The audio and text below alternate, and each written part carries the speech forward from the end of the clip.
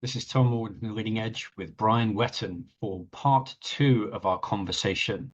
Part one of our conversation was about how to make money with integrity in coaching. And part two of our conversation is going to be about authentic leadership. All of our conversations have been incredible, but I have to say I am particularly excited about this one. Brian Whetten, welcome back. Hi, I'm excited about this too. This is very near and dear to my heart, what we're gonna talk about today. So let's get into it. Where do you want to start?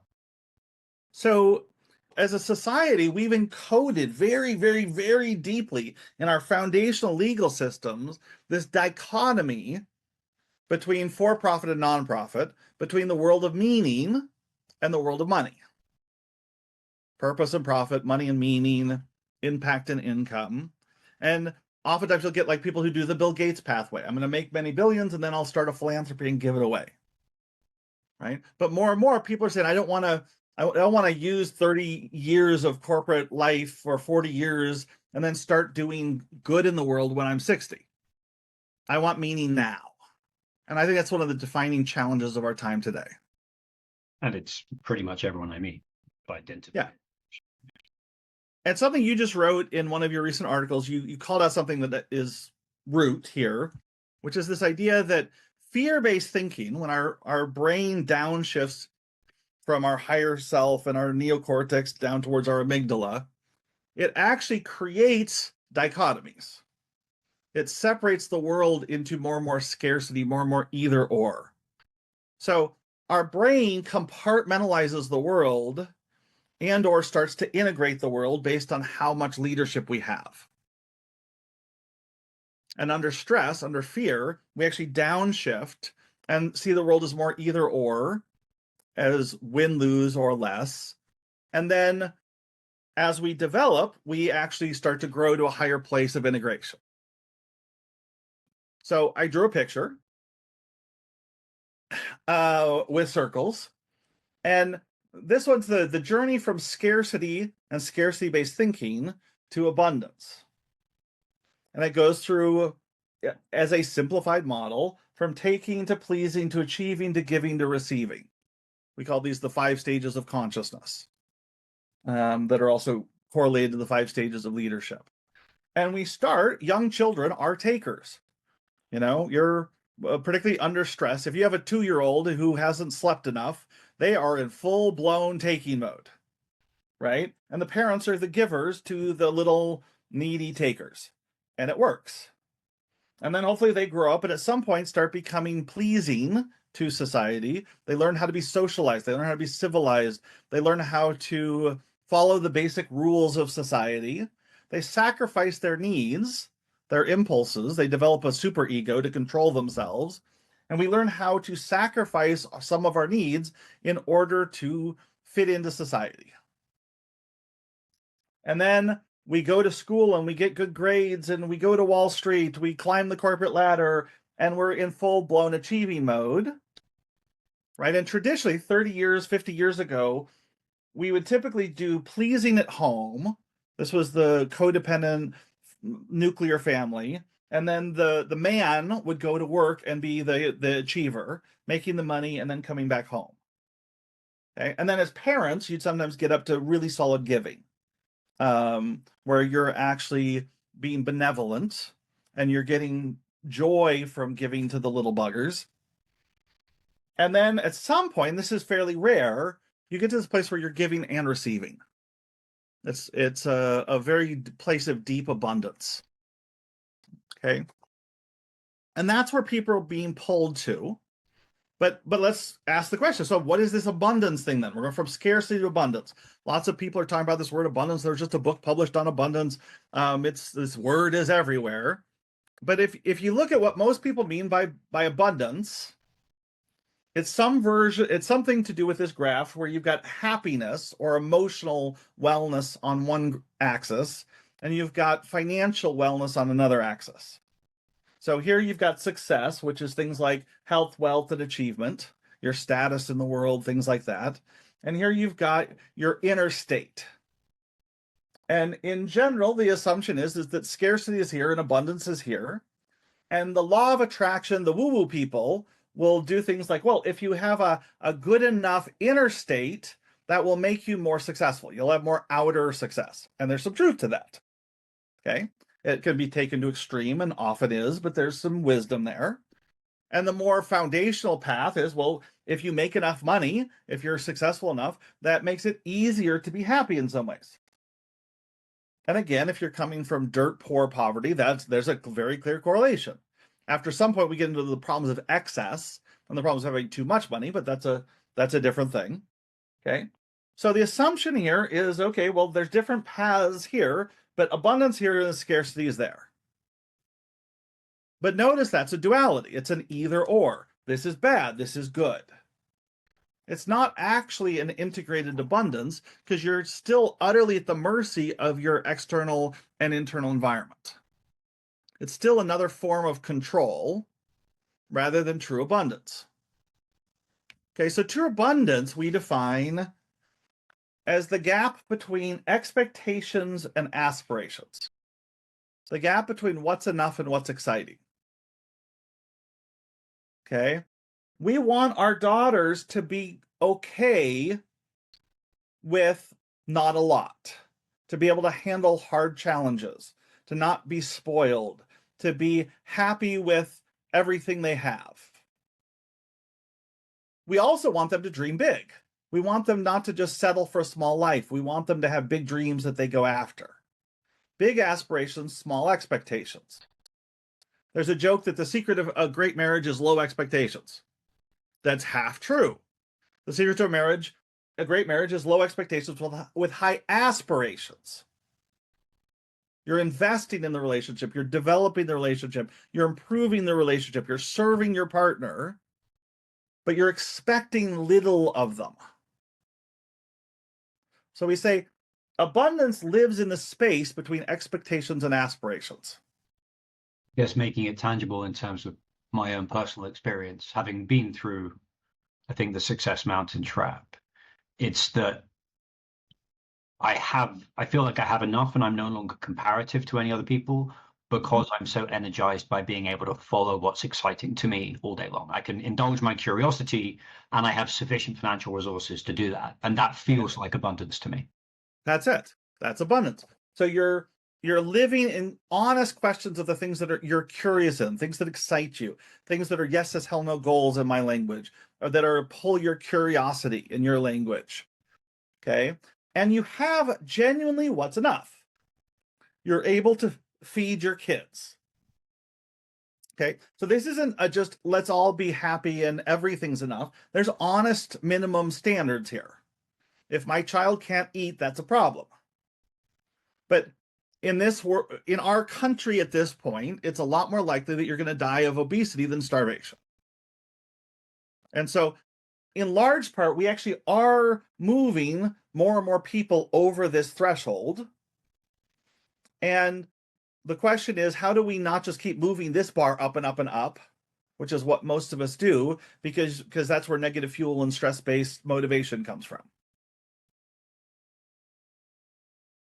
Okay, so consciousness at its root, beingness, the water to the fish, the things that's the hardest thing to see, it fundamentally proceeds from either or thinking, which kicks in when we're under stress, to both and thinking.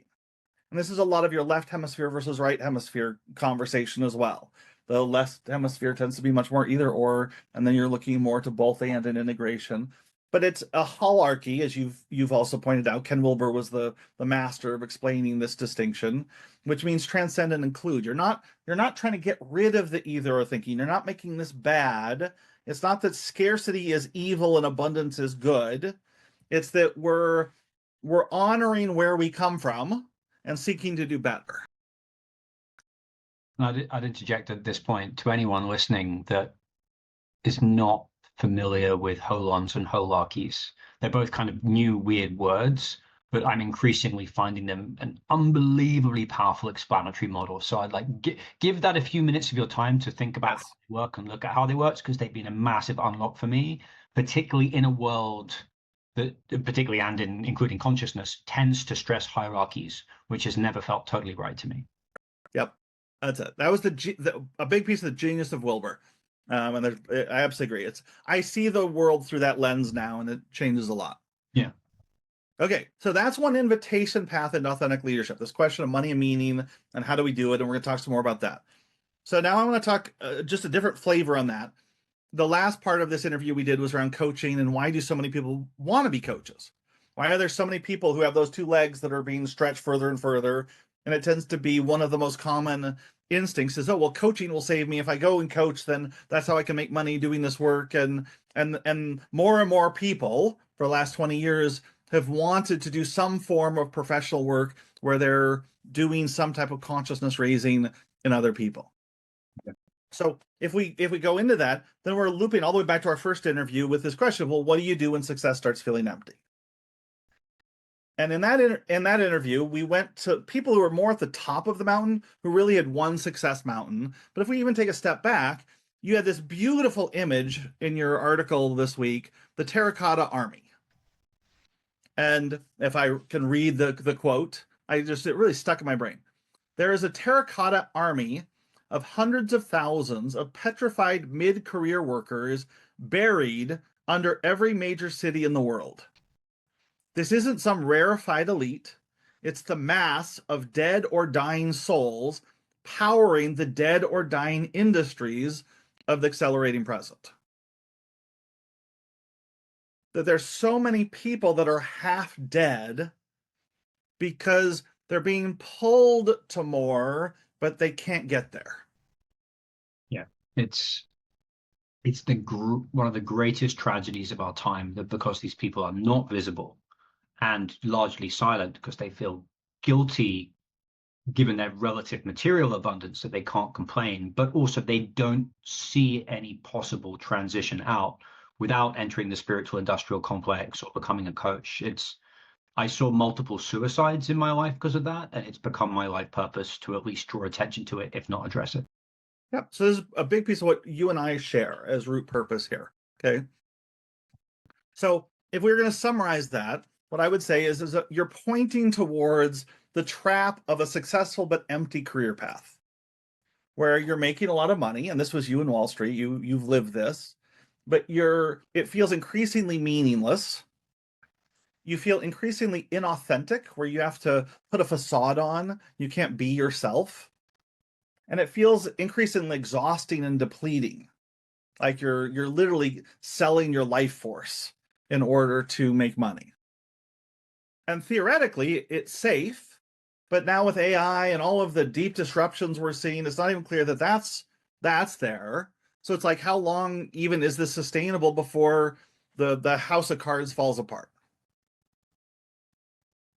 Okay, so this deep dilemma of, okay, can I do success, but I have to sacrifice fulfillment, or fulfillment without success?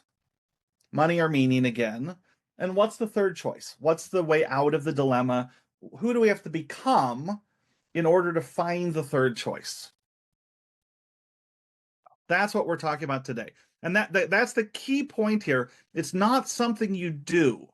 The answers don't exist at this level of consciousness. You actually have to become someone more before you can find the third choice. This is the heart of transformational coaching. This is the heart of what we talked about in the last video. This is the heart of how we invite people into change, as we find the two bad choices, and then what's the path to help them see and live the third choice. Okay, so we talk about success mountain and the second mountain, and there's this trap in the middle. It's got teeth. Poor but pure valley. And this is that image of yours of like the legs being pulled apart, and you're trying to get from here to here, but there's this poverty valley that you can get really chewed up in as soon as you start trying to go from here to here. Okay, so do we have to do this and just stay there? I mean, that's what it feels like. It feels like you have to choose between this mountain and this valley. That's what most people feel trapped between. Okay, there is a third choice here. There is this second mountain where you can have success, you can have finances, and you can have meaning too. But we got to figure out how to get from here to here and avoid the teethy thing that seems to consume almost everybody in the middle. Okay, and this is the heart of what I've spent the last 20 years on, is reverse engineering this question. Okay, so there is a solution, but we're gonna have to go deep to find it. We can't just wave our hands and talk about it at a superficial level. Oh, everything's energy, therefore you're gonna be rich. No, we got to go deep on this one to find the answer. Okay, so we've got to figure out what is leadership. And leadership is one of these big words like consciousness that everybody throws around, and there's 1,000 different definitions, and everybody's talking past each other. And so we don't even know what exactly it is that we're talking about, but it's really important. Okay, so we're going to define leadership and unpack it as the key to solving these problems. Okay, now there was a pattern I noticed starting, I'd say 10 years ago, blurs together. It might have been 12, 10, let's call it 10 years ago. Okay, so halfway through the last 20-year journey as a coach, and I started working with more and more really successful entrepreneurs and executives and high-level professionals that didn't fit into my box. They didn't make sense to me. And so I was fascinated by them. I loved every single time I found one of these people, and I've ended up gravitating more and more to this type of person. A remarkably high percentage of my clients fit into this category these days. And so there was this pattern where I found people who were very unusually successful, and they weren't assholes. They were the opposite. They were actually really kind, considerate, caring, good-hearted human beings. They weren't beating people down to climb to the top. They also weren't in technology.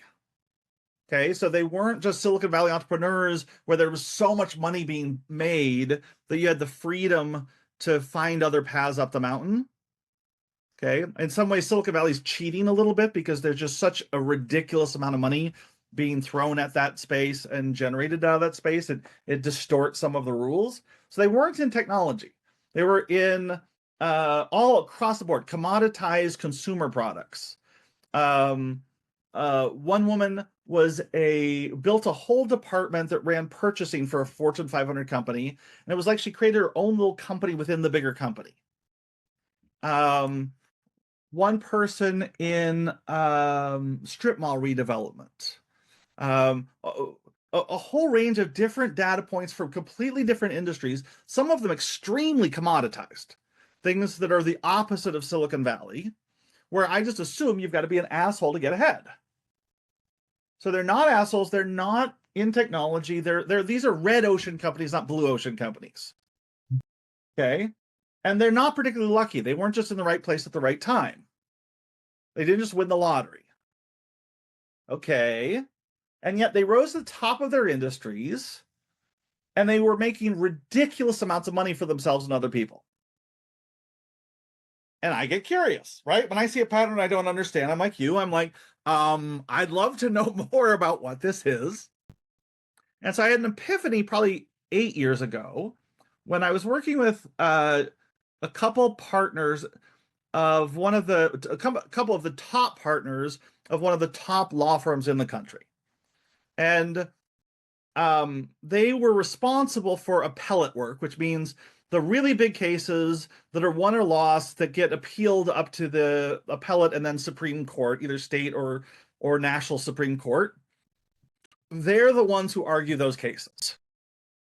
Okay, at the highest end law firms. So these are $10 million legal fee a year type things that they're helping manage. These guys are at the absolute pinnacle of their profession. And I remember asking one of them, so I'm just curious. I've never been in a courtroom. I'm always fascinated to hear about other people's experiences. How do you win? What is the key to success? How do you beat the other attorneys? You've got all this money on the line. What's the key to success? I'm envisioning courtroom battles of people drama and slamming tables and knifing the other attorney in the back. I'll never forget this. The guy says, No, you don't understand. Trying to beat the other attorneys is a fool's game. We run circles around those people. If we come up against an attorney or a team that's trying to beat our arguments, we've already won. We're done. We laugh to ourselves if that happens. Oh no, That you don't last long at all at the higher levels of the game. What wins the biggest cases are arguments that serve the court. They write for the legal system. They write for the judge. They don't try to attack the other person. They take their case and they explain why it would serve the highest good for the outcome to be the way they think it should be. I'm like, okay, that's not what I'm expecting. That does not fit in my paradigm. But I started noticing that pattern over and over. Okay, so we take another holarchy picture out. The journey this time from victim consciousness to ownership consciousness. The journey of personal responsibility, which is a form of leadership. And it seems similar pattern here. We start with lose-lose, where we're going to war. And that, again, that's not wrong. Sometimes it's justified, sometimes it's needed. Okay? And at times you need to self-sacrifice. But as a parent, I regularly find myself sacrificing my needs for my kids in ways that make me really grumpy in the moment. You know, I give you many stories. I'm sure you have many stories, but and to be part of civilized society, we regularly have to sacrifice our needs to make society work, to follow the laws and the rules. Okay, and then we go into corporate America, and it's a win-lose game. Capitalism is based on competition and this battle in the marketplace. And then there's another level past that, which is cooperation, which often happens in families where we have loving relationships where your needs matter as much to me as my needs do. I care deeply about you and your needs. You care deeply about me and my needs. Okay. And then at some point, and we're going to talk about this today, we get to, and it's a fairly rare thing, we get to true mutual service, which is win-win or no deal. And there is a ginormous chasm between these two. They sound almost the same, but the gap from here to here, I think, is smaller than the gap from here to here. This is a big shift. Okay, so seeing that pattern and seeing these people who were running circles around their competition, and literally, like, I have one of these clients right now, and he literally doesn't have competition because everybody else looks like complete morons in relationship to him. But the other firms don't even come close to his results. Like, he doesn't even benchmark himself against other people now. They are their own competition. There's literally no one else in his field he can find who he could compete against because he's playing a higher game. Okay, so I'm not the first person to see this pattern. Jim Collins, Good to Great, called out level 5 leadership, and he said, oh my goodness, I don't know what this thing is, but level 5 leaders play a completely different level of the game than non-level 5 leaders. Bill, good grief, Bill George, who coined the term authentic leadership, was extraordinarily successful businessman, and he has devoted a lot of his life and written multiple books on what this thing is and the difference between other stages of leadership and stage 5 leadership, what he calls authentic leadership. Dave Logan has a book called Tribal Leadership, where he did this with cultures and 5 stages of culture in an organization. Okay, so a lot of people have found different versions of this pattern, right? And I stumbled into it myself, and then started looking and seeing the other pattern, which is if we look at these 5 stages of leadership, which are the same 5 hierarchical pictures we just looked through, okay, they have an exponential power scale. That playing an authoritarian leadership game is power 1, right? Playing a cooperative civil society game is power 3. A well-functioning marketplace is power 10. Playing up at the level of benevolent leadership has the potential, with one really big caveat that we're going to talk about today that's utterly critical, of power 30. And then this is just in a whole different league.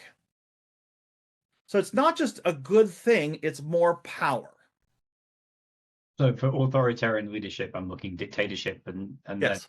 then bureaucratic leadership, I'm like, that's like a command and control economy, like communism or something. And then you go into capitalism, which is just like obviously better than both of those. Yes. So most government structures, even the US government, right? The post office is a bureaucratic leadership. Yeah. Okay. Most of the US government is bureaucratic leadership, right? Most of capitalism is heroic leadership. Yeah. Yeah. And that was much of why capitalism beat communism. Yeah. Because communism tended to be a mix of 1 and 2.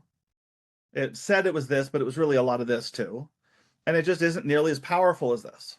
Well, but I mean, you also authoritarian leadership, you have one person's intelligence. Bureaucratic leadership, you have the intelligence of a small group of organizers. And then heroic leadership, you have the combined intelligence of every market participant. Yes, absolutely. Okay. So exponentially growing power. Yeah. Right. And again, this isn't theory. This is me working with client after client after client who are, creating 100 times the profitability of the other people in their space. Right. Okay. So here's the genius of capitalism in its current form. The genius of capitalism is that if you take competition and pair it with good regulation, so bureaucratic leadership times heroic leadership, you actually create cooperation. The marketplace functions at a higher level than any of the participants. Okay, so there's this profound truth that in a well-regulated market economy, companies are competing over who can best serve the customer. Customer service becomes a real thing that really matters, even though the energy isn't from service, it's from profits, but it's this alchemy where a well-regulated economy can transmute selfishness into service. Okay, but there's a problem. It creates this terracotta army. It creates this place where you've got millions of people who feel like they're having to lose that, like the Severance show. They're having to turn off their outside world as they go into work every day. They have to disconnect their heart from their brain. And the reason for that is that the problem of capitalism in its current form is what happens when win-win fights up against win-lose. Prisoner's dilemma. Yep. You sacrifice yourself and you actually drop down to lose-win. Yeah. Because you care so much, and they don't. If you care too much about the win-win, it's this recipe for disaster where everybody can take advantage of you. Okay? So the desire for win-win by itself turns into self-sacrifice, and we call this the conscious business trap. So there's this deep truth that benevolent leadership is more powerful than heroic leadership, but it has this deep Achilles heel in it where it only works if everybody's playing win-win. It only works if everybody's playing the same game. If you have a good married couple raising children, that becomes a really strong, loving win-win dynamic. But when one partner or the other, both partners, start figuring out, well, is this fair? Am I giving too much? Is the other person giving me everything I need? Are all my expectations being met? All of a sudden, they start dropping out of win-win down into win-lose. And then it quickly drops into lose-win and then lose-lose. And now we're at war and divorce is coming. Okay. Win-win isn't a very stable stage, and particularly not in the marketplace. Okay, so what do we do about this, right? This is the trillion-dollar question facing our economy right now. What do we do about the terracotta army? What do we do about the empty careers? What do we do about this core dilemma between money and meaning? And the answer is you've got to get past benevolent leadership. You have to get all the way to authentic leadership. The 4 stage isn't stable. And this is why pretty much every effort we've seen of conscious capitalism and companies that are lovey-lovey, like everyone has just gotten chewed up. Not all, but in general, like if you look at John Mackey in Whole Foods, I think he's actually an authentic leader who thought he was playing a benevolent leadership game. He had to have gotten to a higher level to actually be successful. The people who are actually making it work, every case study I found, isn't just capitalists becoming a little more loving. They actually had to cross this chasm. They had to get to the second mountain. You can play business very successfully here, 10 times more successfully here, than you are here, but you get chewed up in the middle. And so all the best instincts, okay, well, let me move on the natural progression from stage 3 to stage 4 to stage 5, works in a family. It doesn't work in our current capitalist environment. And so we're seeing literally millions of people drowning in those suicides you had were in this valley, trapped in this valley. This is the valley of despair and dysfunction.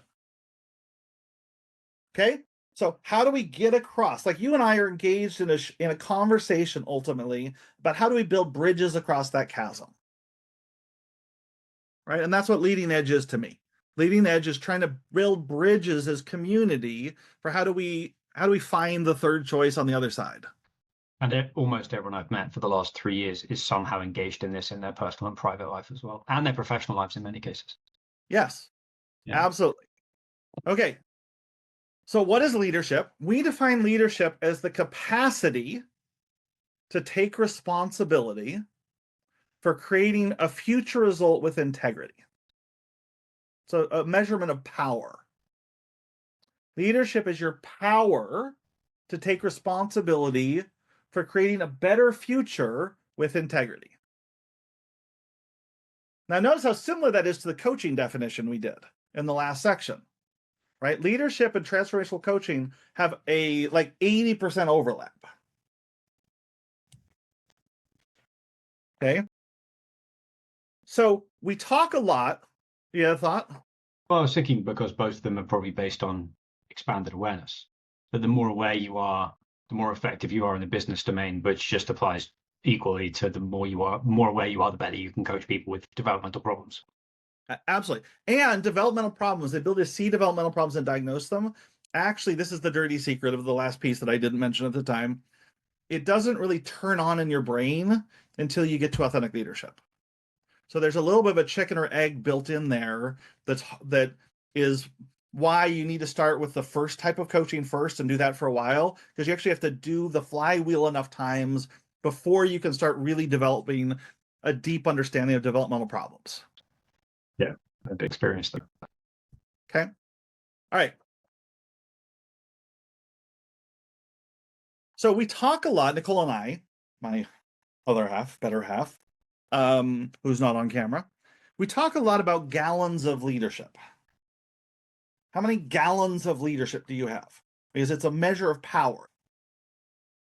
And if you have more gallons of leadership than you have gallons of responsibility, so leadership's here and responsibility's here, life is good. But nature abhors a vacuum, and if you actually have excess leadership, everybody's going to ask you to take on more and more and more responsibility, and you're going to say yes because you care, and you're probably a piece of you in that win-win benevolent leadership thing, and you say yes to too much, and now all of a sudden you find yourself stuck where your leadership is still here, but your responsibility is here. And we say that the gap, when you have more responsibility than leadership, if you have 1,000 gallons of leadership and 2,000 gallons of responsibility, you have 1,000 gallons of stress. Yeah. And that's structural because you are at risk of failure. By definition, you're at risk of failing because your leadership isn't adequate for the responsibilities you've taken on. That's not a character flaw. It's not a personality typing. It's not an intelligence issue. This is the Peter principle in action. People always get promoted to their level of incompetence because there's not enough leadership to go around. And the people who have some leadership keep getting promoted until they're in over their heads. But I suspect that's the strongest case ever for an executive coaching relationship, because who in the business, when it's not an information problem, who in the business is going to take you aside and help expand that capacity? That's it. This is what I do for a living every single day, is I help people who have taken on more responsibility than their leadership grow their leadership so they can not fail. I know we've got this before, but it's worth saying. How do you know you're in that situation? How do you know it's not an information problem? Because you're really, really fucking stressed. And the stress doesn't go away. Doesn't go away. Yeah. It's not self-created stress. It's not just a fuel source issue. It's not self-judgments. It's not bad thinking.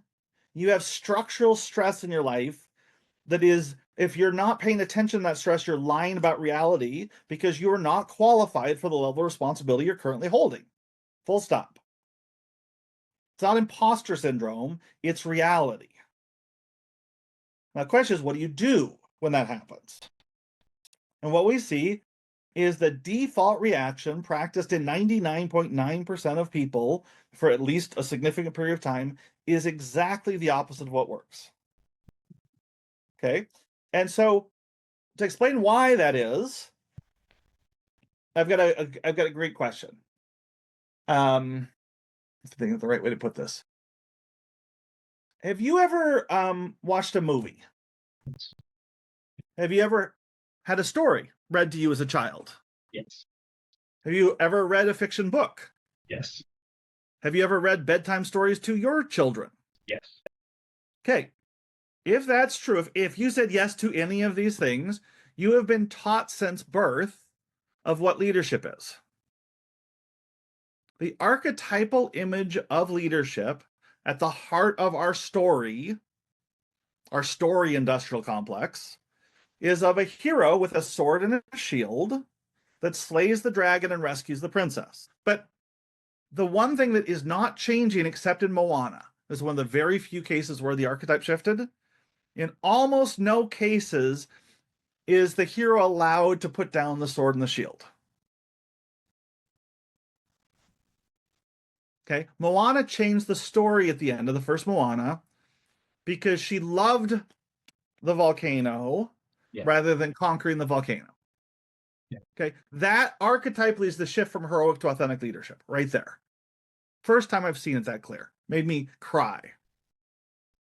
Well, Neo at the end of the Matrix integrates Agent Smith, Yep. killing him. That's it. Same thing. Most people didn't get that. Moana simplified it to the point where people could actually see it. Yes. Yeah. Okay.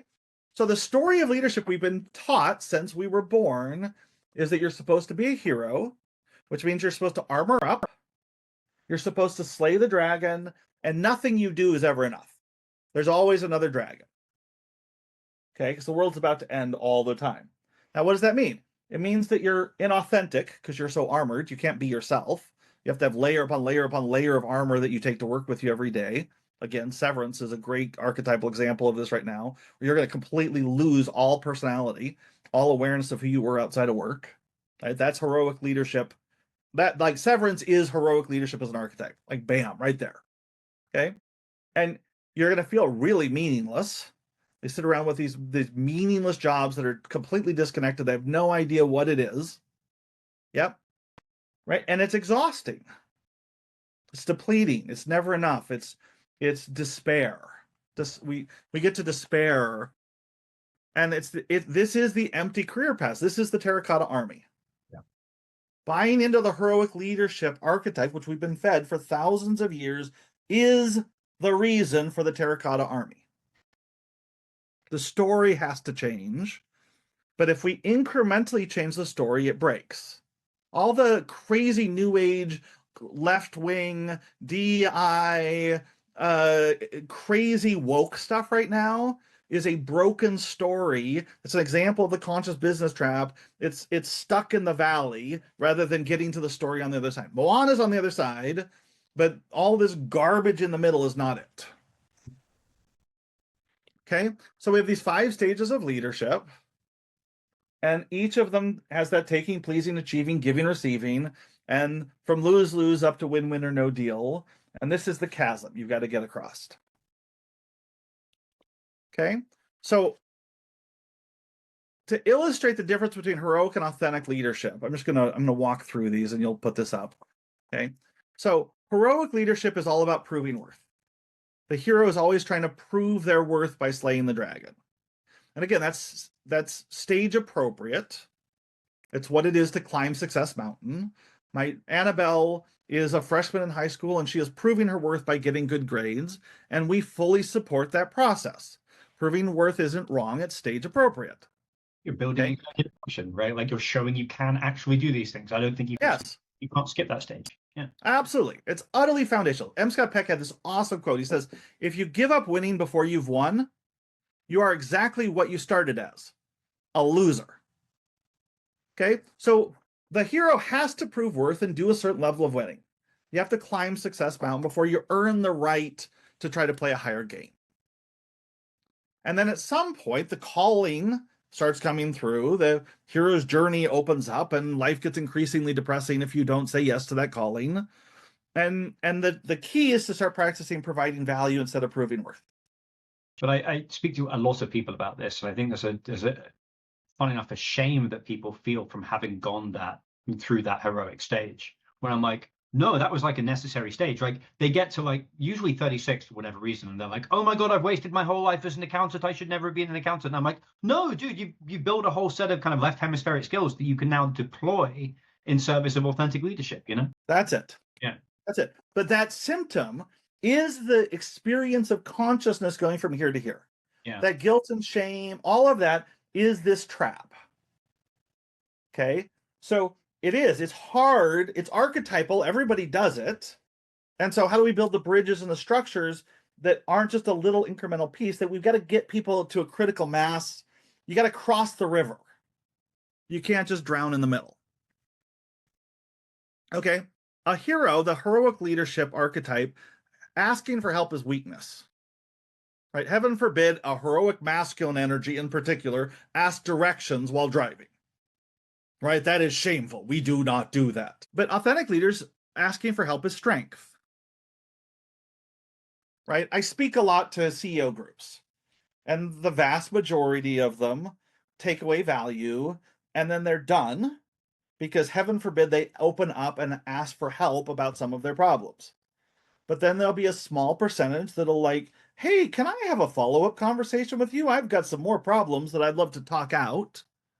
And they've figured out that it's actually stronger for them to reach out than for them to try to do it themselves. Yeah. Okay? Heroic leadership is all about armoring up, all credibility. You've got to have all the answers. You've got to have no weaknesses. There can be no chinks in your armor. The authentic leader pairs credibility and vulnerability together. Now, you don't... This is much less of a problem than you would think. I've been very surprised at this. Maybe it's a self-selecting community that I have, but I feel when people are dealing with questions around dimensions of consciousness, they're actually quite... They don't do it in public, but people are very open about asking for help and how you transcend this gap. Brilliant. Yeah. And again, I think there's probably a self-selection, and it's different being in a community outside of the business versus who are you being as the CEO when everybody's relying on you. That point, yeah. Okay. So, and a CEO or a leader, whatever form, everybody's a leader, right? The definition of leadership isn't dependent on position. Okay. I just use CEOs as an example, right? You don't bleed on people. You don't show up and say, you know, I'm feeling really insecure today, and I want to dump all of my insecurities on everybody so everybody knows how bad I feel about myself and how scared I am of the future. It's not that. But you share the challenges you've come through from a vulnerable place as a way of building connection and being human together. Right? Watch any TED Talk. They start with vulnerability of some way and then move into credibility. Right? Okay. Heroic leadership, fear is the enemy. It's the dragon that must be conquered. Chaos and fear are the dragon, archetypally. Right? And so there's this incredibly deep-seated assumption that if I'm feeling scared, that's a problem I need to fix. Yes, says hell no. One of the primary purposes of that book is helping people shift to see that fear could be part of your GPS system. It's part of the compass, and your life works much better when you make friends with your fears and use it rather than try to conquer it. I have the answers is the hero's response. I need to always be the smartest guy in the room or gal in the room, and I need to always have the answers. Versus authentic leadership is finding the best questions and then putting the best people with the best questions. And then finally, heroic leadership in the face of stress, when you have more responsibility than leadership, when you're in a leadership debt gap, right? What the heroic leader does is try to push harder and stress more. But that's exactly the wrong response because stress makes us stupid. It causes our brain to devolve. It causes us to lose creativity. Our leadership shrinks in the face of stress. And so you get this vicious cycle, and this is why companies blow up. Pretty much every corporate scandal at its heart involved this stress trap where people got to the place where they had too much responsibility for the level of leadership, but they're heroic leaders. And under crisis, the level of stress jumped. They got really, really stupid. Their leadership crumbled and shrunk. And now there's an even bigger gap between their responsibility and their leadership, and it feeds on itself. It's a vicious cycle. Yeah, I was thinking yesterday as I was absolutely taking it down 8th Avenue on a city bike. And I was like, the faster you're going, the more you can only focus on the road in front of you. It's, fear and concern. And then the slower you go, the more you can focus on the environment around you and find better paths and stuff. And That's it. In situations of fear and heroic leadership, people shut down. But That's it. Every example you've just given of benevolent leadership, they're actually opening up, which is hard to do when you're afraid, but they're actually. Yes. Yeah. That's it. Okay. So the key to authentic leadership, the single biggest, most important thing is understanding that every time you get promoted, every time you say yes to another responsibility, right? Whether it's kids or work or you brought in another round of funding, whatever it is, every time you say yes to something more, you need to develop your leadership to match it. You need to be tracking constantly the balance between responsibility and leadership. And instead of judging, well, I should have leadership, I should just have the character, it should just be in me, I should be able to reach deep and find it. Well, maybe, but most of the time, no. Most of the time, it's something you have to invest in, like going to the gym. Right? I'm like a personal trainer for high functioning executives who have a lot of responsibility on their shoulders. And my job is to help them continually grow their leadership as fast as possible in an incremental way that doesn't require them to like leave work for a year and do, a sabbatical in Tibet. And conversely, I think one of the signs I didn't read early enough in my career was when there was no one I wanted to ask for advice because I didn't want to be like them above me. I should probably have left that industry or at least left that company. And I didn't. Yeah. Yep. And I would bet in that company, the leadership style, the management style was very much command and control. Oh my God, yes. Right? So authentic leadership is a different paradigm of management. It's challenge and coach. Okay, we're going to set a yes, it's hell no goal. We're going to take on a big mountain. We're going to go after something crazy, right? Elon, as nuts as he is right now, and love him or hate him, he's a force of nature. He does challenge and coach. I don't know how good a coach he is, but he definitely challenges people. And then he jumps in with them and is with them in the trenches, trying to help them solve the problems. Yeah, that's fair. Okay. This is exponentially more powerful than this. This is the 10, this is the 100. Yeah. More and more companies are realizing this. This is a thing in HR now. Like this language is talked about, but people don't understand that you've got to make a 2-stage jump to get here. They think it's just a set of skills you need to learn. But I also keep thinking about time frame, which is that in a one-play game, or if your job is to just hit the quarter, you just do the easy thing fast, and it will outcompete in the short term, right? And right. So, with our time frames are so short right now that like heroic structures are winning. Right. Until they don't. Yeah. Which you're also saying. Yeah. But so again, here's the counterexample. Every time I found one of these companies that's doing authentically, and they're not doing it perfectly because it's not conscious, it's tons of unconscious competence, and they're a hot mess in different areas, and there's still tons of problems to be worked on, but they've somehow gotten across the chasm enough that they're playing the new game enough. They are not competing with other heroic leadership companies. Right. So there's a trap. Heroic leadership versus heroic leadership. If you're all playing the same heroic leadership game, yes, there's this never enough, faster burnout cycle, because there is no other choice other than try to run faster and harder than the person next to you. But I've seen case study after case study of people who've made it across and just kick ass in a completely different way. Right? Steve Jobs was doing authentic leadership. He played a completely different game than the other computer companies he was playing with. Okay, so leadership and coaching are really two sides of the same coin. It's the same journey from where you're at to where you want to be and what's in the way. You're building leadership. You want to have more gallons of leadership than you have gallons of responsibility. Stress is the difference between these two. And then you're building containers, developmental containers, to support you and the people that are doing this to keep growing their leadership so they can take on bigger and bigger goals with integrity. Which also implies that when you become a leader, more people come to you with leadership problems. 100%. Leaders develop leaders. Yeah. That's the heart of an authentic leadership company. Somebody who's trying to play this high level game is, and I see it over and over again, the people who get high enough on this pathway, they've stopped proving worth, and their joy comes from developing other leaders. That's their favorite thing to do when they go to the office, is to figure out how they're going to help grow some of their people. I was in an offsite on Monday with one of my clients who's doing this, and he was telling me about one of their people, one of the up and coming leaders on their team. He's like, oh my God, he just got it. And he just shared a story of how this up and coming person, who we've been talking about on and off for a few years, and we weren't sure if he was going to like be able to develop because he was a little stuck in some places.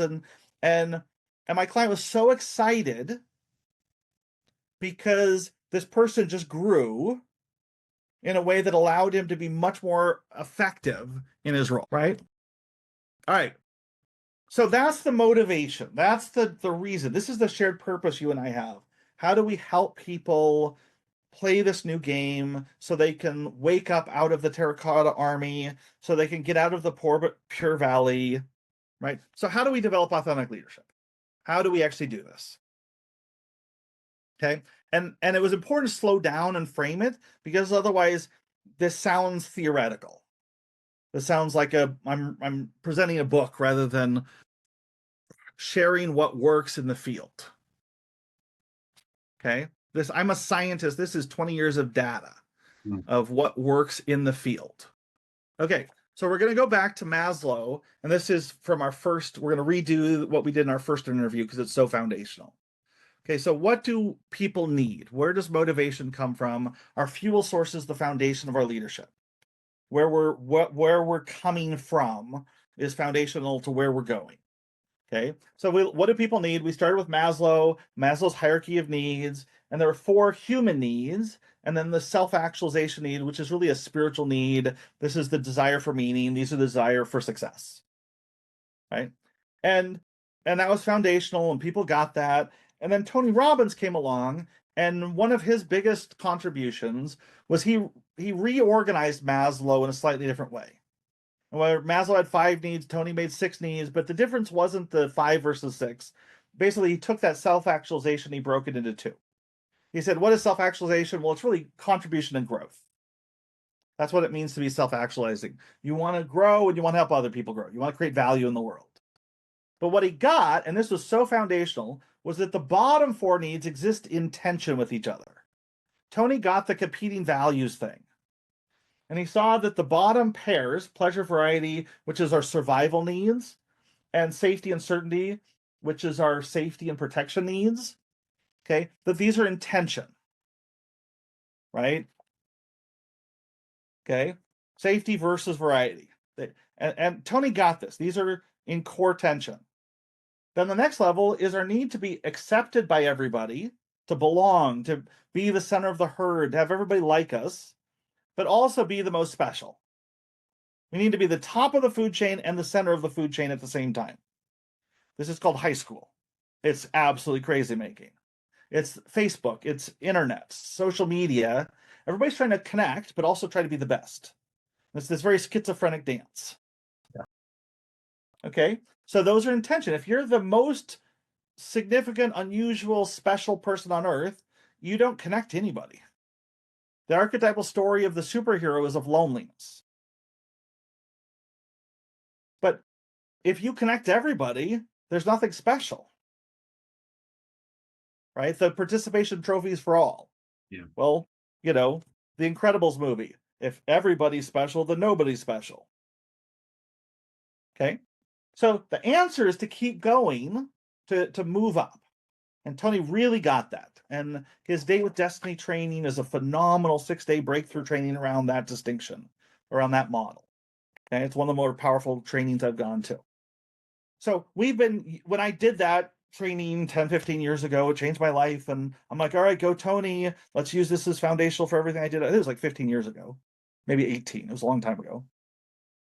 And I used that as foundations for our work for a long time.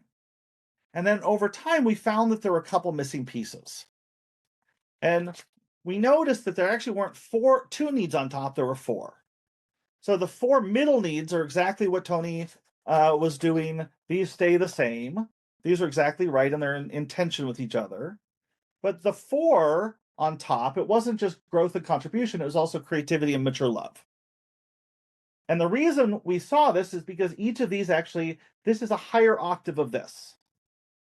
The best way to create safety and certainty is growth.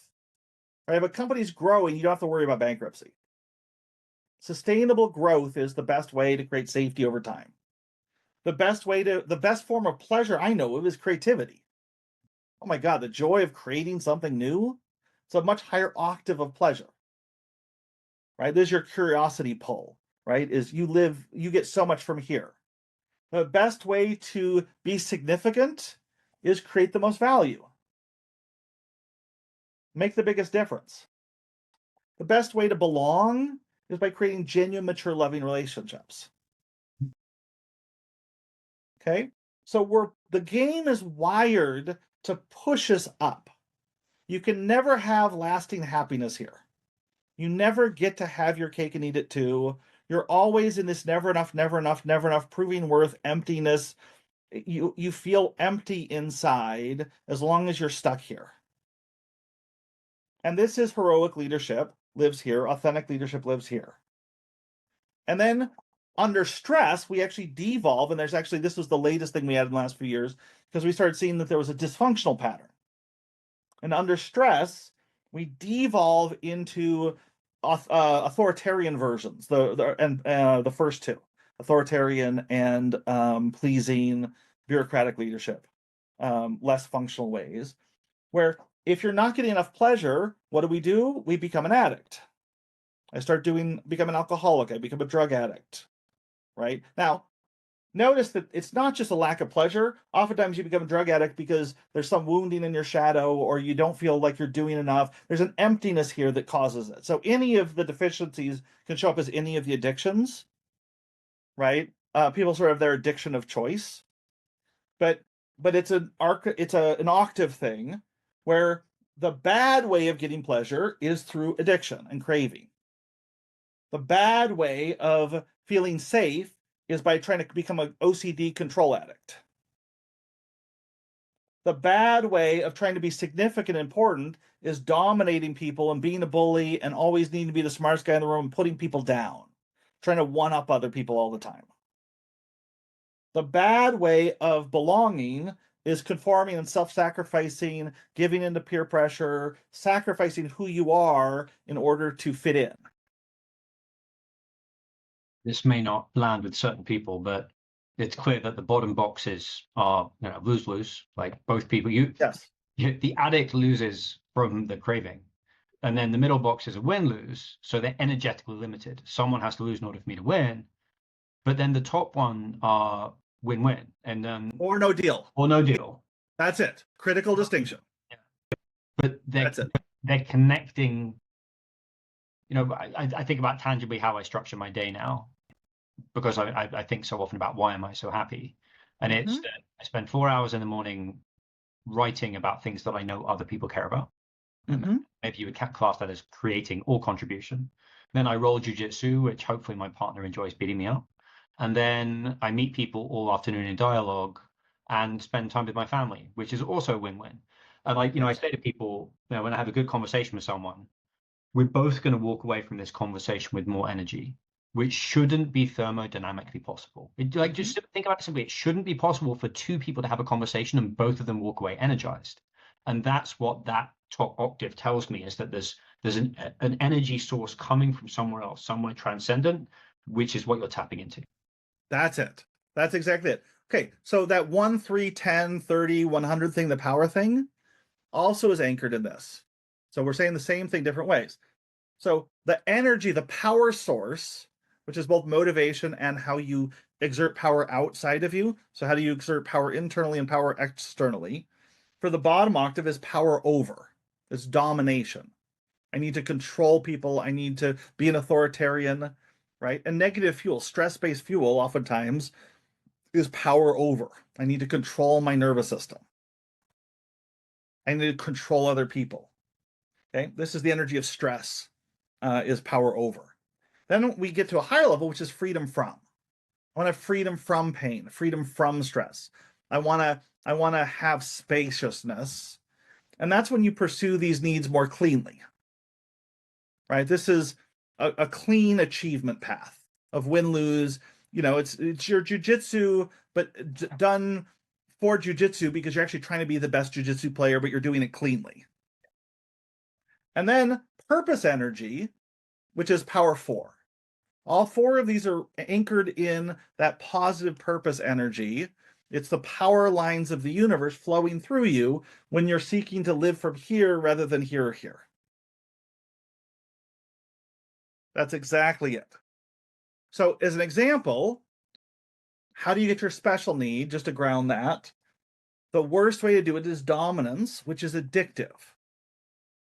Right? You notice somebody in business who's proving worth and trying to put people down, you can smell it at 50 paces, and it's not very trustworthy. In part because they're never going to get out of it. Somebody who gets looped into this, I've always got to be the smartest person. I've always got to put people down. I'm always trying to compete to put myself on top of other people. You're trapped. Okay? This is a clean achievement where you can actually get a lot of needs met here by climbing the ladder. This is Annabelle learning how to get good grades in high school right now, right? A clean proving worth. And then contribution. How do I provide value? 3 octaves, 3 types of fuel, 3 ways of looking at reality. Lose-lose, win-lose, win-win or no deal. Okay, so this is exactly it. Leaders play a higher game. This is the foundation of authentic leadership. Where's your power coming from? Where's your motivation coming from? 2 different words for the same thing. Power, motivation, or motivation is a form of power. Okay, where's your power coming from? Power over, freedom from, power for. Are you anchoring yourself in survival needs, success needs, or fulfillment needs? Are you living from purpose? Are you living from fear? So leaders have to start with selfishness. You have to start with self-awareness. You have to start with understanding and owning your needs and getting them met. Because you can only give cleanly from an overflowing cup rather than one that's completely depleted. And again, that's the trap of the benevolent leader. The benevolent leader sacrifices their needs over and over and over again, and then they drop down into the basement. Okay, so what is this purpose thing we're talking about? Purpose isn't something you do, it's an energy that comes through you. It's literally a power line that comes in through crown chakra and energizes your nervous system. Okay? And what's really important, and this is one of the things I love about our conversations, you have this extraordinary grounding energy. You have phenomenal listening. You ask great questions. You care about the same things I do. When I'm connected to you, and we're having this conversation, I feel my purpose energy come through me because you're grounding it. When I'm in a great client relationship, they're grounding the energy. They're pulling it through me. Well, I'm always interested in how I can apply ideas. That's the thing about Wall Street. Everyone was like, great, what's the trade? That's an interesting theme you're talking about. What's the trade? And then now I married to the best woman in the world, and she's like, you've just spent 35 hours reading an alien transmission. Is it going to make you a better dad? Is it going to make you a better husband? Ground it. That's it. I'm very grateful. That's it. Yeah. That's it. So she's asking you the question of purpose. She's grounding your purpose, which is an incredible gift. Okay, so let's hit some of the other keys. That's the foundation of authentic leadership. Power and how you wield it internally and externally. Okay, now one of the most important tools for wielding power is goal setting. And one of the things we do a lot of work on with our leadership trainings is the difference between what we call impotent goals and powerful goals. The goal itself, a good goal generates power. A bad goal depletes it. So when you set a goal that's a should, I should do this, but there's no actual real energy behind it, that's a depleting goal. A powerful goal, you're excited. You may be scared, but there's juice flowing. You're tapping into something. It's coming through you. So powerful goals, this is the book, come from a yes, yes, hell no. That's the archetypal pattern of a powerful goal, is it taps into your purpose. It's heartfelt. It connects to your higher self, your intuition, the top 4 needs, and feels like a big, fat, juicy yes. It's specific. It's grounded. You know if it's actually moving somewhere. It's not just lifted into the clouds, but it's actually it's attached to earth, usually through some form of service. Right? The specificity of it. Who am I serving? There's one person with one problem. I'm going to help with this. Okay? That grounds it. And then if you do this, you're actually connecting heaven and earth. You're hooking up a power high voltage line, and that activates your nervous system in a way that feels scary. At a biological level, a really good yes, yes evokes a hell no. Because you're playing with high power lines and you should pay attention. You're riding, at full speed down a crowded road, pay attention. Right? And your focus narrows, but leadership is being able to have that narrow focus, but also being expanded. It's this both and thing where you can be very present. This is what Bruce Lee was pointing towards. Bruce Lee didn't narrow, he focused. He was still very aware. That's this concept that keeps coming up over and over again called metis, which is what Peter Kingsley pointed to and a bunch of other people have, which is basically this left hemisphere and right hemisphere at the same time. You're very focused in on one thing, but your peripheral vision, metaphorically or literally, is also completely dialed in. That's it. That's authentic leadership. That's the tone. Yeah. Or a tone at that stage. Okay. An essential tool for doing that is making friends with your fears. So the heroic leader conquers their fear. The authentic leader makes friends with their fears. The hero thinks it's a win-lose game, where fear's the enemy. I've got to fight it or flee from it. It's a fight or flight with my own fear. Either I'm going to numb out and drink a lot and use alcohol to hide from my fear and pain and self-judgment and shadow, or I'm going to strap a pair on and go conquer my fear directly. The authentic leader uses fear as part of the ecosystem. Right? You've been doing internal family systems. Like, one thing I love about that modality is it's one of the first mainstream modalities that actually talks about all the different parts and voices inside, and how do you create partnership and a healthy ecology among them. But one of the things I've come to suspect about IFS is that rather than just naming and identifying the parts, if you bring a different energy to the parts, they all cohere, which is maybe moving them up into that different octave that you talk about. Healing is the application of loving to the places that hurt. Yeah. Healing is the application of loving to the places that hurt. That's the universe of Santa Monica. It's foundational. The energy is that you bring to the conversation is what does the work. So, like, if you go through the making friends with fear process in yes, yes, hell no, the loving energy you bring to the questions is what creates the transformation. Yeah. Okay. So I want to talk a little bit about reality and power, and now starting to get a little bit of the deeper cut here. So again, we've said over and over again, now I've used different versions of this slide a few times. Again, reality is based in competing values, but it's really hard to see that. This is Taoism, the yin yang. It takes a lot of development to really see the way that competing values define reality. Okay. In business, we talk about 2 pairs a lot. This is what we work with our business leaders over and over again: growth and stability, and results and relationships. It's easy to juice short-term results at the cost of relationships. Starbucks is doing this right now and pissing off a lot of their customers, including me.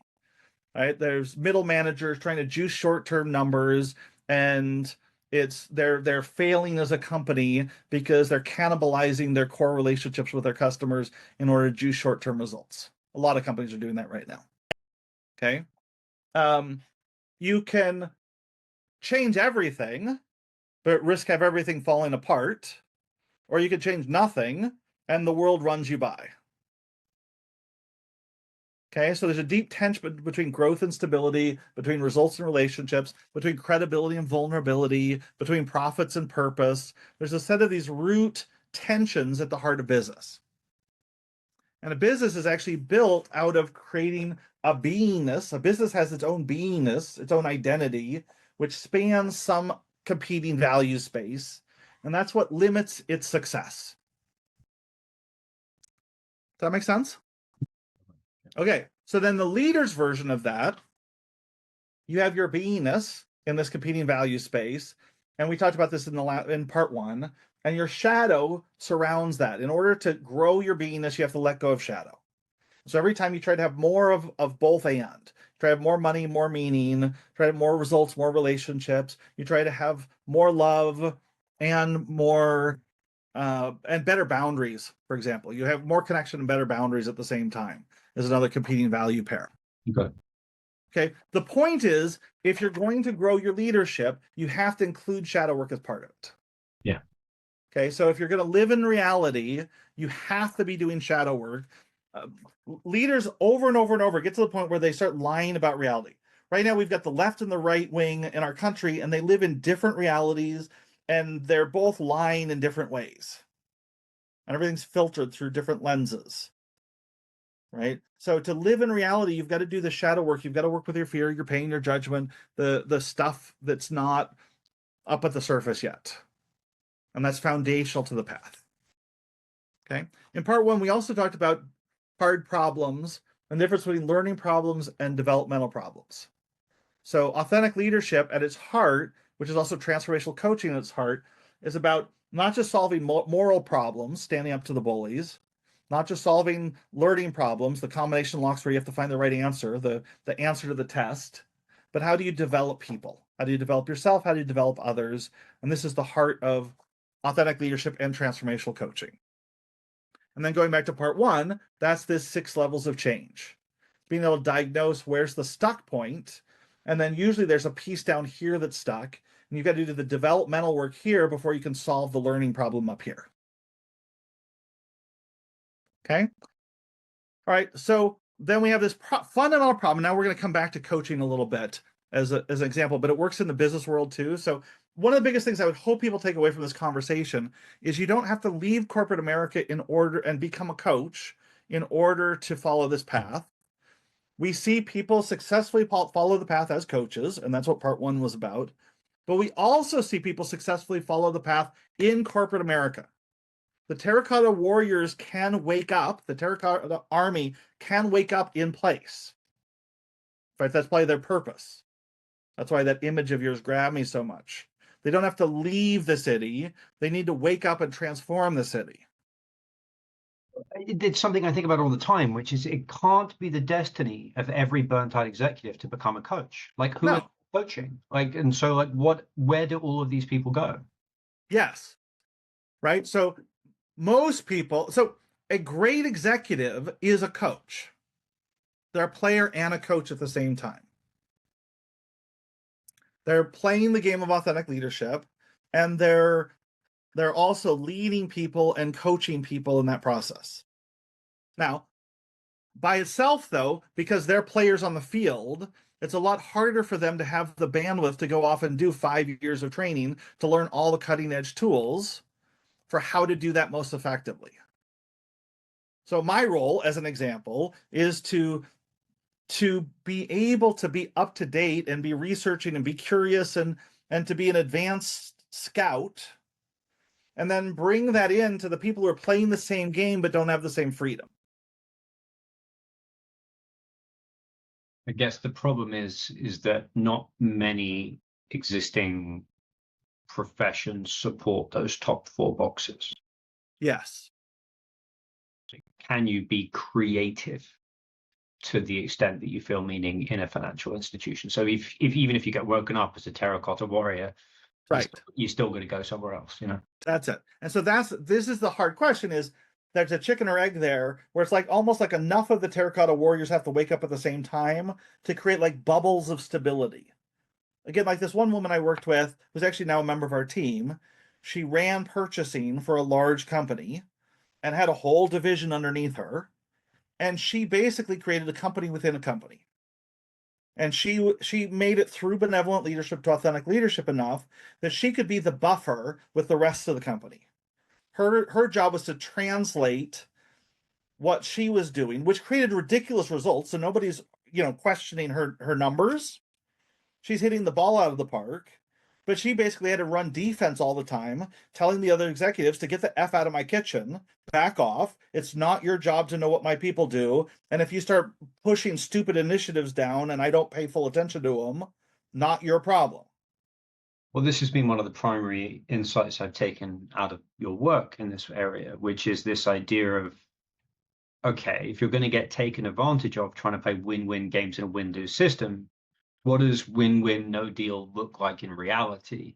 And I keep coming back to this concept of a walled garden, which is Yes. like you set the terms. She clearly had set up a walled garden within her Yes. institution where she set the terms, and if people didn't want to play by those terms, they would leave, which is why I'm so insanely bullish on community, because these communities, I can basically, within Leading Edge, I can say, if you don't want to play a win-win game, that's great, just go somewhere else, right? That's it. You won't last very long.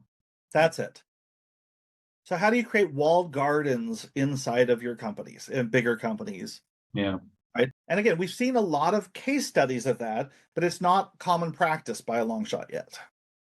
Well, I remember something I learned from Marissa King in her book, Social Chemistry, which is that mentorship's great, but sponsorship is extraordinary, which is when people will essentially give up relationship capital for your growth. So they're not just supporting you, they're actually building a walled garden around your career. Brilliant. Yeah. Brilliant example. Yeah. Okay. So let's go back to power now.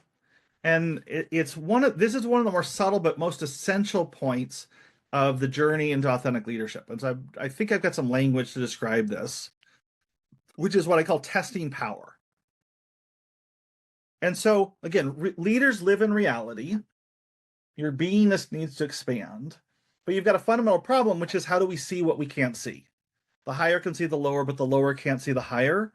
So you can see what's within your beingness, but it's much harder to see the limits of you can't see what you can't see. It's much harder to see the limits. So how do you stretch yourself and grow your power with integrity? How do you grow your vision? How do you grow your beingness? Okay. And this is particularly important as you make the transition from what we're calling receptive coaching, which is a little more generic, a little safer. It's inherently a safe process in general. You could not deliver value, but you're not usually going to hurt people with the foundational tools of coaching. And then when you start playing a higher game, a higher stakes game, I mean, where you're holding space for transformation, you can actually really screw people up. You can lead people the wrong direction. You can do damage here. And this hasn't been codified that well. So you need to be really, really accurately aware of your power. Okay. Probably the number one thing that Nicole and I pay attention to when we meet a new coach, well, two things. One is how much power do they have? But even more important is how accurate are they in the limits of their power? How well do they know what they don't know? Okay. Because if somebody has a lot of power but doesn't know their limits, they're dangerous. If somebody doesn't have power but they don't know their limits, okay, they're impotent. Right? I'll take impotent over dangerous most days.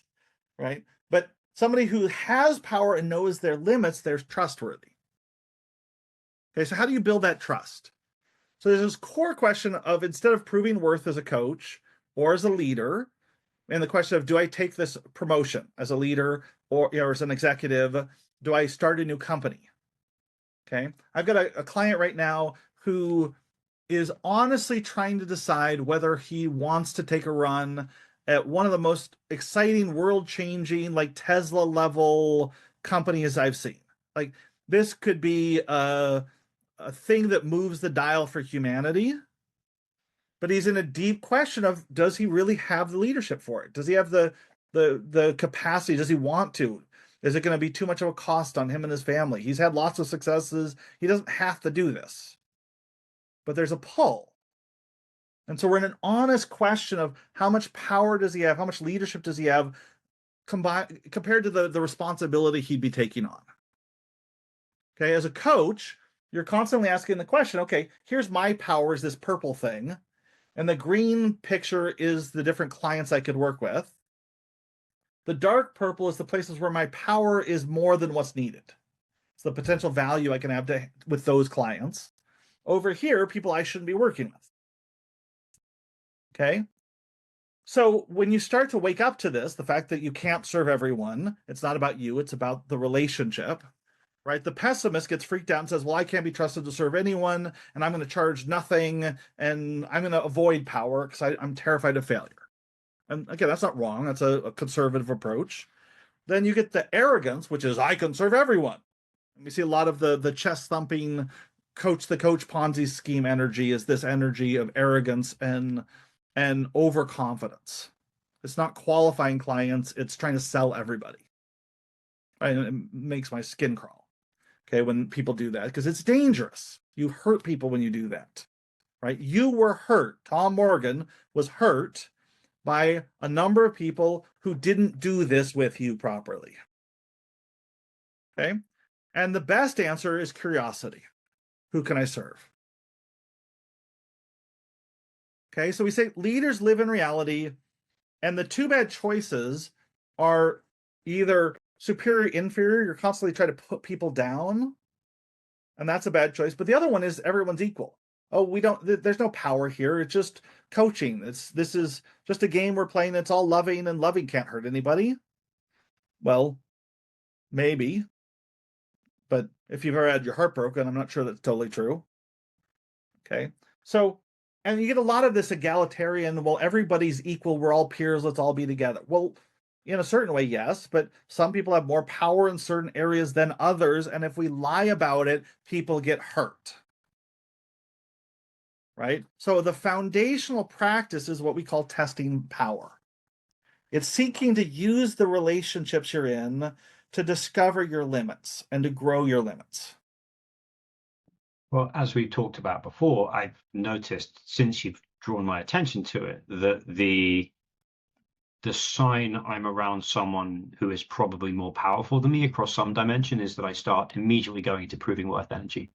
That's it. And so it's this master practice of noticing when you go to proving worth, and then what do you do about it?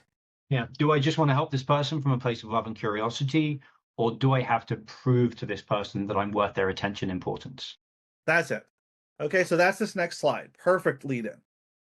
And the story I use for this is Jack Canfield.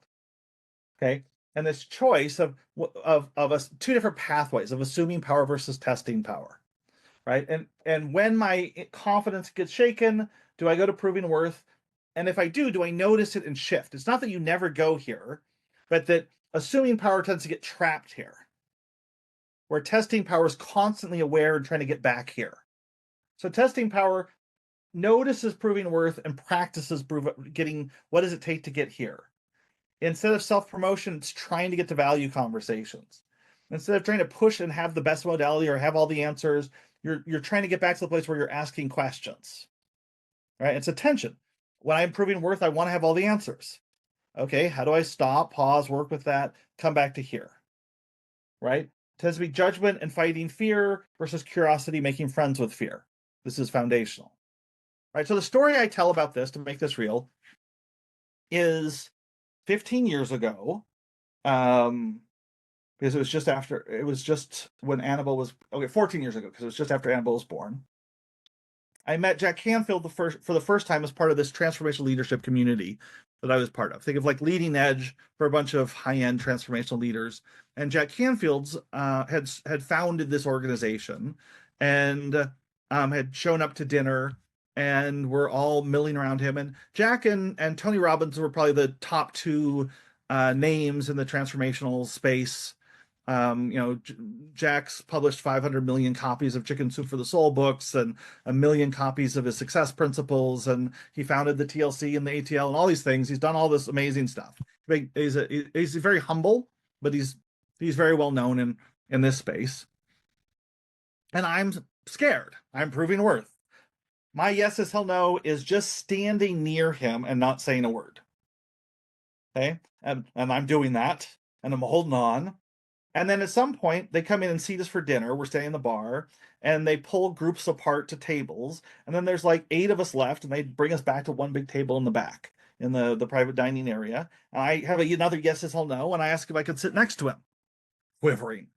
And he says, well, yes, of course. And I asked first before anybody else did. So I sat there, and a friend of mine sat on the other side of him. And it was interesting because my friend spent a lot of the time proving worth and trying to show off how smart he was. And I asked questions.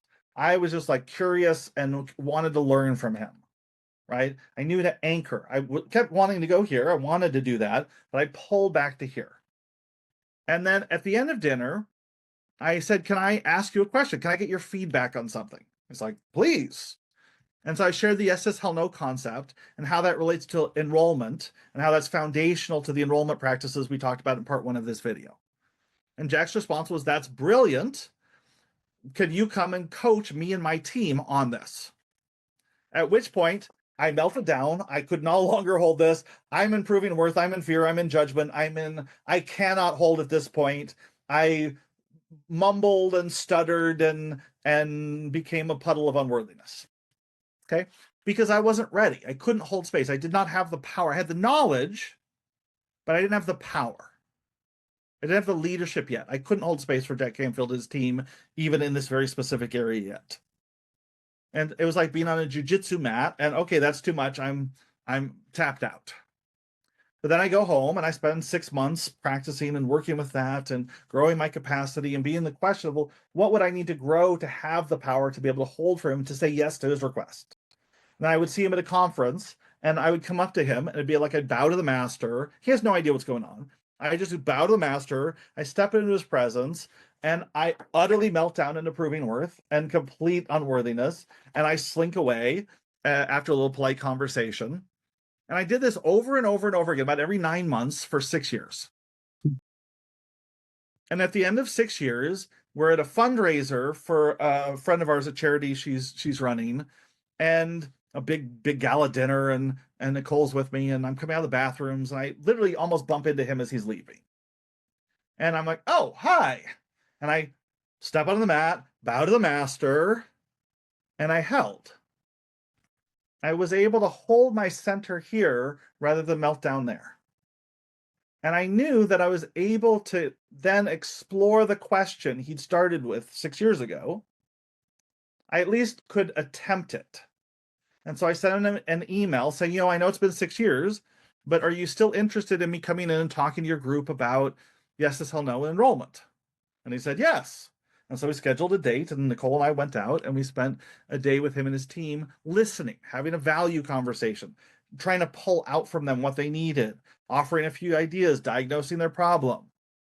And I held here for the day. I had moments where I dropped and I'd come back. I was able to stand here and have moments there.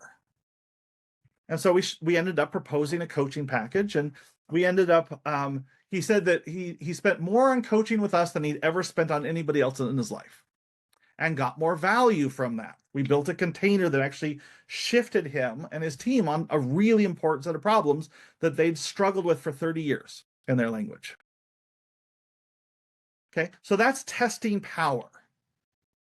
And we do this in corporate, like alpha male to alpha male, but it's usually based on success. Who has more money? Who has more status? Rather than what really matters, which is who has more power. And ultimately, the deepest cut of that is who can hold space. What's the energy you can hold for? Okay, so we say holding space is a function of the frame you can hold. How much of the chessboard can you see and hold space for?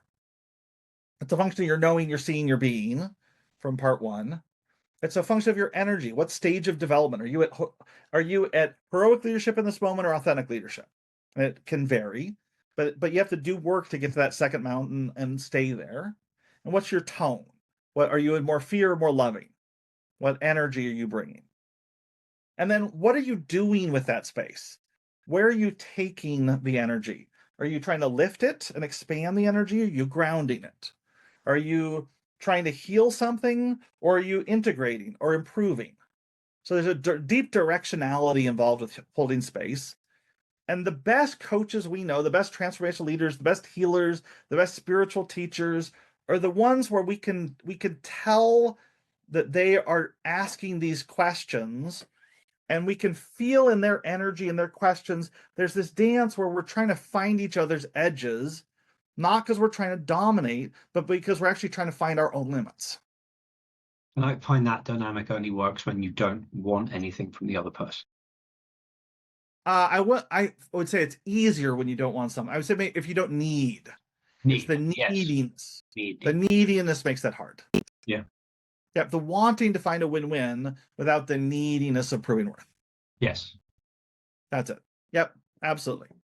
Okay, so assuming power is this arrogance of assuming you should be able to have enough power for whatever situation you come into. This is the disease at the heart of so much of the coach Ponzi scheme. This assumption that if I've got the right information, it's enough. As opposed to testing power as being deep in the value conversation, deep in the question of who can I serve and who can't I? And a lot of this is tested in relationship with other leaders. We say leaders smell leaders. I've come a long way on this. I had no awareness of anything, married to Nicole, who's aware of everything. And I've trained up to the point that I smell people pretty accurately now. Nothing like she does still. But I, like my Labradoodle smelling other dogs, I do that when I meet other leaders. I feel them. Not because I'm trying to put them down, but because I'm trying to calibrate us in the question of, okay, then how do we create win-wins out of this reality? How do you now know when someone's more powerful than you? Same things, and I'll start feeling insecure. Yeah. I'll feel excited that, oh, maybe they can hold space for me in this area. Yeah. Right? There are 3 people that I regularly can use to hold space for me. I'm married to one of them, and I receive support from the other 2 regularly. I would love to have more. There's people like who can hold space for me in specific things and areas of expertise, but as a broad-based space holding, that's a scarce resource for me right now. So I feel excited. I actually feel hungry, or I'll feel nervous. And I don't know, particularly if they're asking me to hold for them, I'll feel nervous. Or if they're offering to hold for me, I'll feel more excited. Okay. All right. So now that's the dangers and the warning signs, and you've got to do this. It'll eat your broccoli. Now let's bring back to the gifts. Okay. So, and you've talked about this before. As we start moving to the second mountain, it's like we don't have to push boulders uphill as much. It's more like we're skiing down the other side. Okay. And the heart of it is alignment. That you're feeling for the river and flowing with it. You do this a lot right now. You're spending a lot of time in the question of where's the river and how do I flow with it? Is that fair? Yes. It's okay. Energetically calibrating where the middle of that flow is basically the purpose of my days. That's it. Yeah. Okay. And as you do that, life gets exponentially better. Businesses get exponentially more successful. It's not just woo-woo spiritual stuff.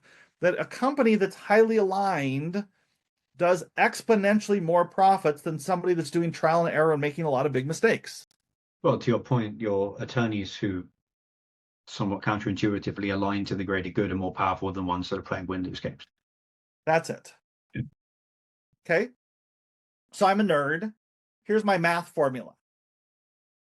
So alignment is a function of direction and tone. It's your energy, your power, who you're being, as well as what you're doing. So it's the whole 6 stack from having, doing, wanting, knowing, seeing, and being. Okay, that's your beingness. So alignment is all of those, right? And then your results are a function of your investment times your alignment. You're putting more energy, you're putting it in focus in, you're putting in time, right? But the alignment is the thing. And in companies, we're always paying attention to investment. How much are we investing in this? We pay much less attention to alignment. The brilliant leaders who are outperforming everybody in their industry, they do it with this picture. They do it they become masters of moving up this curve where they generate higher and higher alignment that creates higher and higher results. Okay. Every time you get halfway closer to 100%, you double your effectiveness, is this formula. The idea that you're 1x, 2x, 4x, 8x, 16x, 32x, right? Steve Jobs was a master of alignment. And he changed the world. I heard a wonderful explanation of him is that he always stayed on the Tao in terms of what was the most advanced yet acceptable. He developed an iPod, and then the iPod he moved to the touch, and the touch looked a lot like the iPhone looked like. But then when he moved from the touch to the iPhone, it wasn't too much of a surprise. So he was always on the edge, but never quite over the edge. He was a little bit ahead of his time earlier in his career, but when he stayed on that edge, yeah, right there. Yeah. Yep. Okay, so wrapping this up, bring it home. The very first conversation you and I had was about spiritual pride. And as you do this in corporate or as a coach, your pride comes up. And so leaders work with their spiritual pride, right? The desire for contribution, the desire to serve causes you to start thinking you need to do self-promotion. That's what's modeled. And then the trick is to go from proving worth to providing value and have value conversations. Right? So this is part one of what we talked about in this interview. That causes you to have more spiritual awareness as you're in these deep value conversations and you're doing your own leadership development work and you're stretching your power so you can serve, which automatically brings up spiritual pride.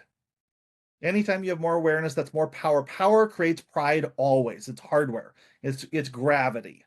The difference between the gurus that explode and the gurus that don't explode is not that they didn't have pride. It's what did they do with it?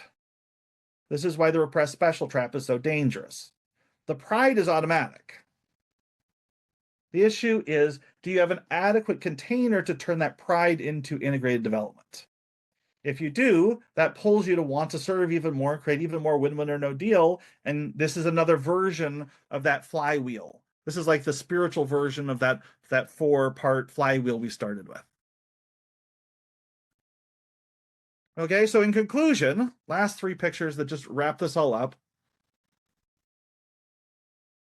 You and I care about the same question. We're devoting our lives to the same question, which is how do we build bridges across this chasm? And that includes walled gardens. It includes helping coaches build successful paths of success so they can themselves get here and then help other people in their own developmental journeys.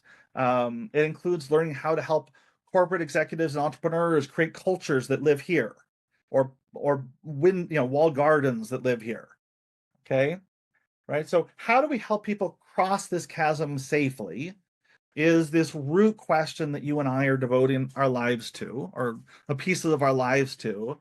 And it is inseparable from the question of authentic leadership. You could change the name. It doesn't have to be authentic leadership. You can call it whatever you want it to be.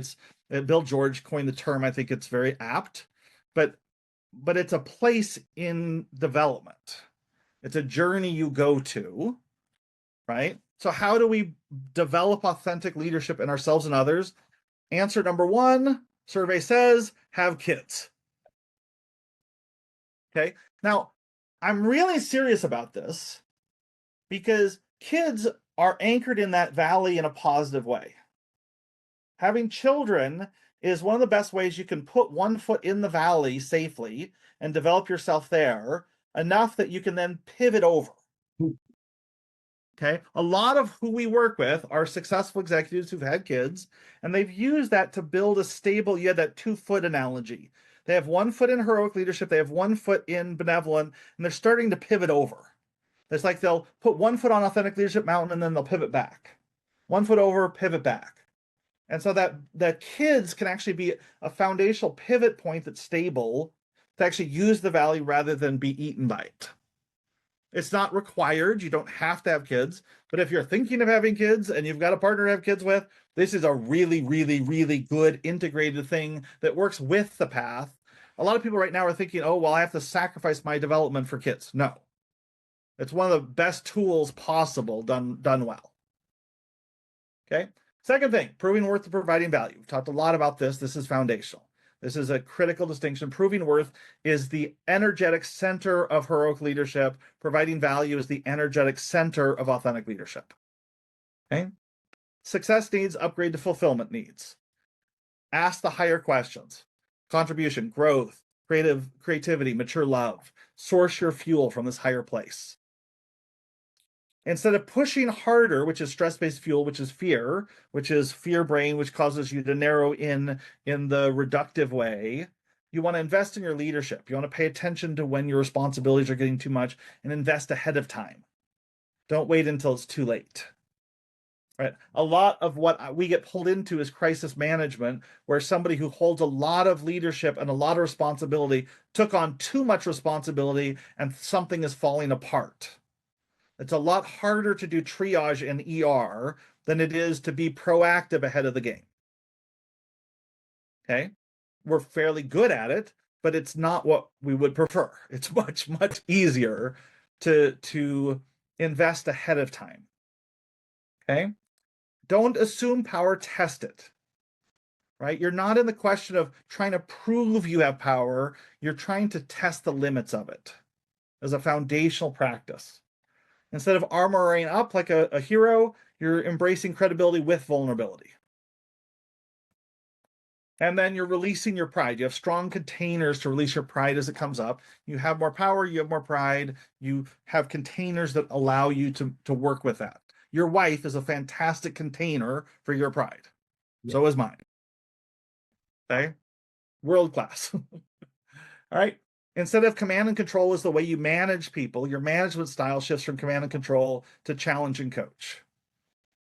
You set powerful goals rather than impotent goals, anchored in yes, yes, no, and genuine purpose energy. It can't be a powerful goal unless there's actual meaning and value creation in there somewhere. Profits for the sake of profits isn't a powerful goal.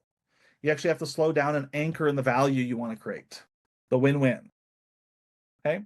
Make friends with your fears rather than treat it as the dragon that must be conquered. Map competing values. Be in deep awareness of where the core tensions in your value system and how are they showing up? Where are you compartmentalizing? Where haven't you been able to integrate enough? That's a profound practice. Have containers and tools and support structures that help you release your shadow on a consistent basis. Solve developmental problems. Develop those capacities, which is also enrollment. Developing the ability to enroll people and diagnose their problems is part of that with the 6 levels of change. Instead of effort, focus on alignment. Instead of trying to push the boulder uphill all the time and run faster, that trap of faster, faster, faster in your role at work, how do you be in environments and roles and positions where you get to have the power of alignment and create that and use that? And then finally, all of this is this deep, deep, deep transformational journey from scarcity, where you have to choose between money or meaning, to abundance, where you get to have both. But that's not a concept. It's not an idea. It's a profound spiritual and personal journey.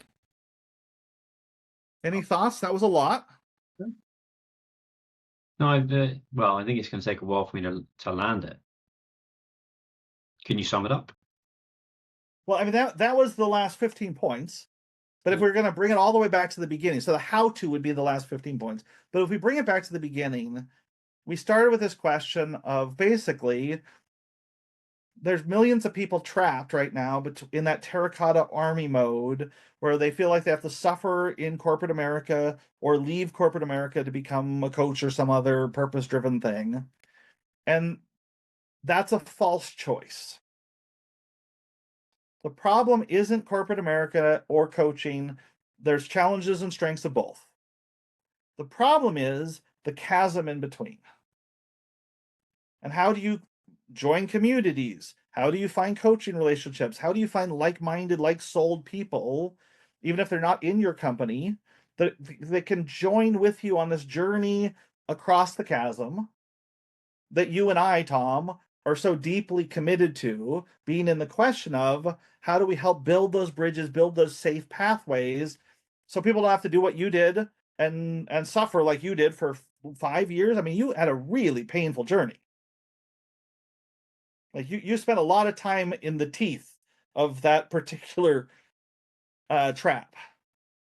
Yeah, like you, determined to minimize the length of time that people spend in the abyss if I can, or at least show them that there's another way across it, or even that there is a way across it, which I think is actually that's actually probably the primary thing, is that there is a way out of the trap. Yeah. And that's the summary right there. You've got it. Hope. There is a path across the chasm. There are bridges that are being built. The question of how to build those bridges is one of the more important questions that we can be spending time in right now, even if we don't have all the answers yet.